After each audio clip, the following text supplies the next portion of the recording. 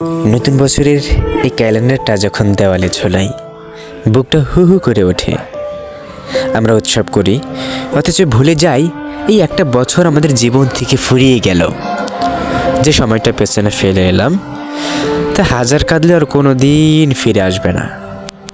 পেছনে তাকিয়ে দেখি কত আপন মানুষ পর হয়ে গেছে, কত প্রিয় মুখ আজ মাটির নিচে নীরব।